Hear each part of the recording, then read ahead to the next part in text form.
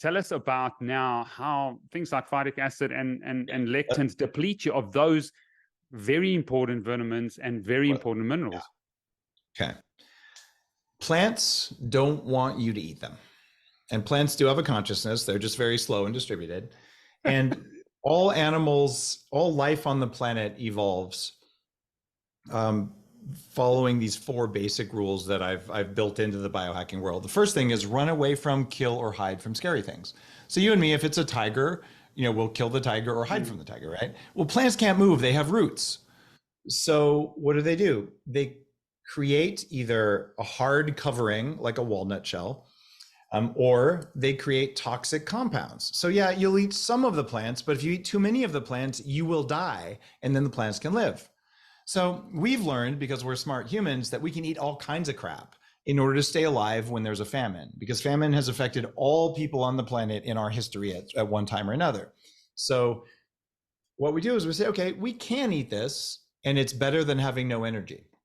But the plants are like, okay, you eat too many of us, we'll use a compound called phytic acid that sucks minerals from your bones and from your cells. So if you eat very many of us, you get weak and you can't reproduce. There'll be less humans, less cows, less whatever. So animal farmers, and I do run a regenerative agriculture farm that we built from scratch in Canada. And ranchers, when they feed corn and soy to cows, they know, or grain, they know the phytic acid levels are high enough the cows can't reproduce and they get weak bones and weak hooves. So they supplement with enzymes to help the cows handle the phytic acid that's in these foods. Unfortunately, humans can't digest any of that stuff, but cows can, because they have multiple stomachs, right? So phytic acid is a mineral stealer, and it's in your oatmeal. It's in rice cakes.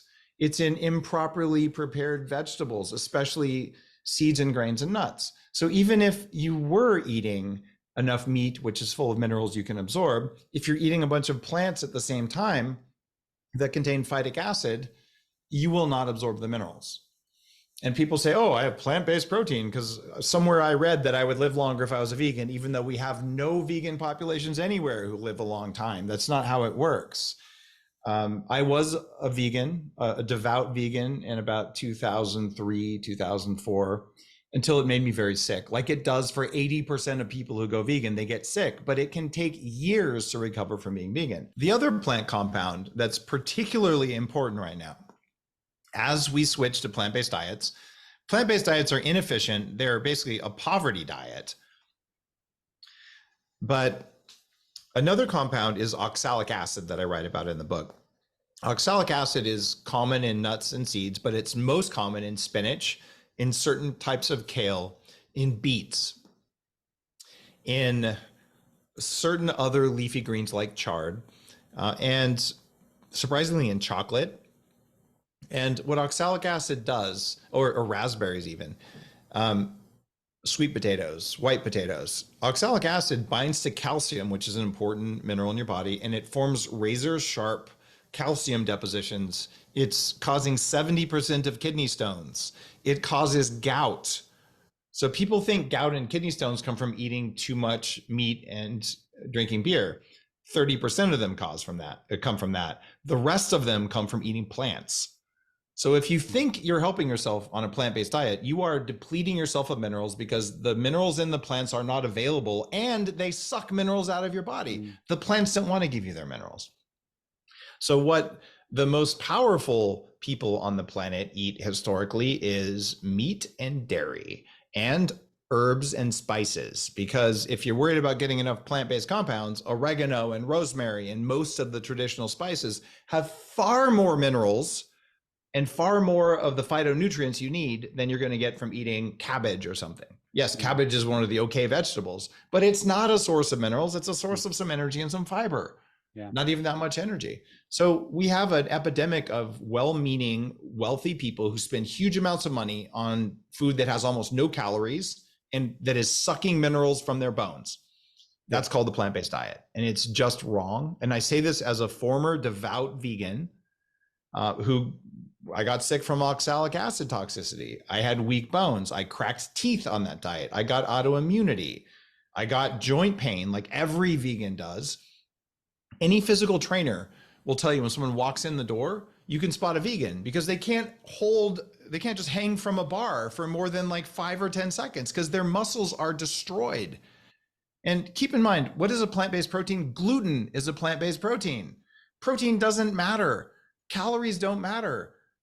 You could eat a gram of uranium with 1,000 calories. Truly, calories are not what matters. You need to get enough energy, but what matters is not how much protein you get, it's how much animal protein you get, because you can absorb animal protein and it comes with minerals and fats that you need.